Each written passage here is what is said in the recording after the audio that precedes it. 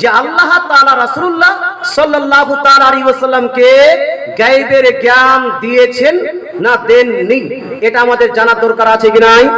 আছে। মুসলমান যদি আল্লাহ দিয়ে থাকেন তাহলে আমরা মানবো না মানবো না? মানবো। আর যদি আল্লাহ বলেন না আমি দেইনি, নবীকে আমি গায়বের জ্ঞান দেইনি, তাহলে আমরা মানবো না। আসুন হাদিস কোরআন শরীফে আয়াত, কোরআন শরীফের মধ্যে সূরা আল ইমরান আয়াত নাম্বার 44 আল্লাহ তাআলা বলছেন যালিকা মিন আম্বাইল গায়বি নুহিহি ইলাইকা। আল্লাহ তাআলা বলেন যালিকা মিন আম্বাইল গায়বি নুহিহি ইলাইকা, হে আমার হাবিব এই তো হলো গায়বের জ্ঞান, গায়বের সংবাদ যা তোমার উপর প্রেরণ করে তোমাকে আমি শিখিয়ে দিলাম। জোরে বলে সুবহানাল্লাহ। তাফসীর ইবনে কাসিরের মধ্যে নুহি এর আপনার তাফসীর করেছেন নুআল্লিমু। নুআল্লিম মানে আমি আপনাকে শিখাচ্ছি, অর্থাৎ কি মিন আম্বাইল গায়বি, গায়বের জ্ঞান হতে, গায়বের সংবাদ হতে। শিখানে वाला কে? सीखने वाला के? रसूलुल्लाह। सिखाने वाला के? আল্লাহ। শিখনে वाला কে? রাসূলুল্লাহ।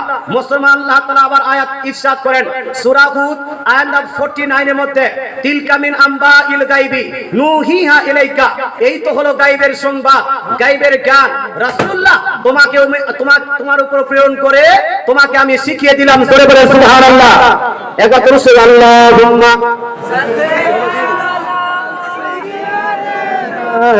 মাওলানা মুহাম্মদ ওয়া আলা আলিহি মাওলানা মুহাম্মদ সাল্লাল্লাহু তাআলা আলাইহি ওয়া আলিহি ওয়াসাল্লাম।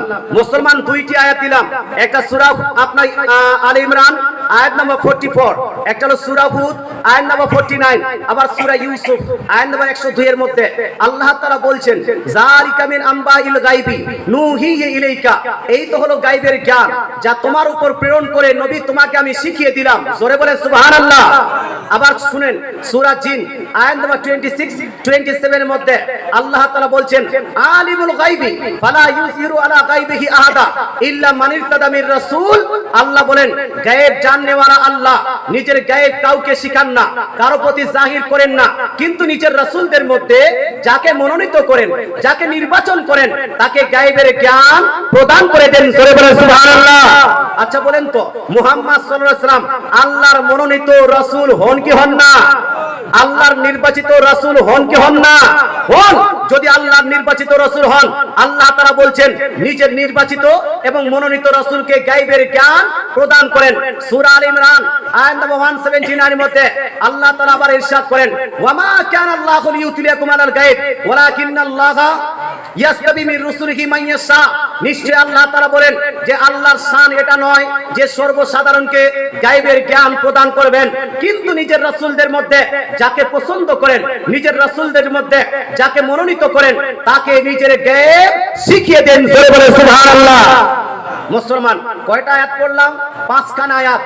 এক সূরা আল ইমরান আয়াত নম্বর 44, সূরা হুদ আয়াত নম্বর 49, সূরা জিন আয়াত নম্বর 26 27, সূরা ইউসুফ আয়াত নম্বর 102 এর মধ্যে, সূরা আল ইমরান আয়াত নম্বর 179 এর মধ্যে আল্লাহ তাআলা স্পষ্ট ভাষায় ইরশাদ করেন যে আমি আমার রাসূলকে গায়বের জ্ঞান দিলাম। জোরে বলে সুবহানাল্লাহ। আল্লাহ তাআলা দিয়েছেন নবীকে গায়বের জ্ঞান, নবী নিলেন, নবী গায়বের জ্ঞানী হলেন কি হলেন না? এই হলেন কি হলেন না? আপনি বলেন না হুজুর আল্লাহ দিয়েছেন তারপরে না হয়েছে, নিজের তরফ থেকে তো জানতেন না। আমি বলবো ভাই সুন্নিরা কোনোদিন বলেন না যে নিজের তরফ থেকে রাসূলুল্লাহ জানেন, বরং আমরা বলি আল্লাহর তরফ থেকে জানতেন। আচ্ছা আল্লাহ দিয়েছেন তারপরে আপনার রাসূলুল্লাহ পেয়েছেন, এই জন্য যদি আপনার অবজেকশন হয় যে আল্লাহ রাসূল তো নিজের তরফ থেকে জানতেন না, আল্লাহ দেওয়ার পরে জানতেন, এই জন্য রাসূলকে গায়বের জ্ঞানী বলা যাবে না, এটা যদি আপনি বলেন তাহলে ভাই পৃথিবীর মানুষ যতটুকু জ্ঞান পেয়েছে আল্লাহর দেওয়ার পরে পেয়েছে কি পায়নি? এই আল্লাহ দেওয়ার পরে পেয়েছে না পায়নি? যে আল্লাহ দেওয়ার পরে পেয়েছে। আল্লাহ দিয়েছেন আপনাকে মাস্টারি জ্ঞান, তাহলে আপনাকে মাস্টার বলা যাবে না? আল্লাহ তাআলা আপনাকে দিয়েছে ফিজিক্সের জ্ঞান, আপনাকে ফিজিক্সের জ্ঞানী বলা যাবে না। আল্লাহ তাআলা যাকে দিয়েছেন মেডিকেল সায়েন্সের জ্ঞান, তাকে মেডিকেল সায়েন্সের জ্ঞানী বলা যাবে না। আল্লাহ তাআলা ফিলোসফির জ্ঞান যাকে দিয়েছেন, তাকে ফিলোসফির জ্ঞানী বলা যাবে না। নিজের মাস্টার ডাক্তার না খোলনায়কে মাস্টার ডাক্তার বলা, ব্যারিস্টার বলা, আপনার কি বলছে উকিল বলা, তারপরে কি বলছে আপনার অ্যাডভোকেট বলা বন্ধ করো। এটা যদি তোমরা বন্ধ করো তাহলে আমরা রাসূলুল্লাহ সাল্লাল্লাহু আলাইহি ওয়াসাল্লামকে গায়েবের জ্ঞানী বলা বন্ধ করব। কিন্তু পৃথিবীর মানুষ নিজের মৌলবীকে সবাই জ্ঞানী বলে রাসূলুল্লাহ সাল্লাল্লাহু আলাইহি ওয়াসাল্লামের প্রসঙ্গে যখন আলোচনা হয় তখন আপনার এদিক সেদিক বাহানা করে। শুনুন, পৃথিবীর মানুষ যদি আল্লাহর কাছে জ্ঞান পাওয়ার পরে জ্ঞানী হয় তাহলে রাসূলুল্লাহ আল্লাহর কাছ থেকে গায়েবের জ্ঞান পাওয়ার পরে রাসূলুল্লাহকে গায়েবের জ্ঞানী বলতেই হবে। জোরে বলে সুবহানাল্লাহ। মুসলমান কোরআন একদিকে, গোটা দুনিয়ার মৌলবি মুন্সি একদিকে, কোরআন একদিকে, গোটা দুনিয়ার ডাক্তার মাস্টার একদিকে, একজন মুসলমান যাবে কোন দিকে? তো মুসলমানের স্লোগান হবে কোরআন হাদিস যেই দিকে আমরা আছি, এই দয়ার নবী যেই দিকে, সুন্নি মুসলমান সেই দিকে। মুসলমান হাদিস থেকে প্রমাণ করলাম রাসূলুল্লাহ বলেছেন সমস্ত মাখলুকাতের জ্ঞান আমাকে আল্লাহ দিয়েছেন। আর ওই কোরআন থেকে প্রমাণ করলাম রাসূলুল্লাহকে ইলমে গায়েব আল্লাহ দিয়েছেন।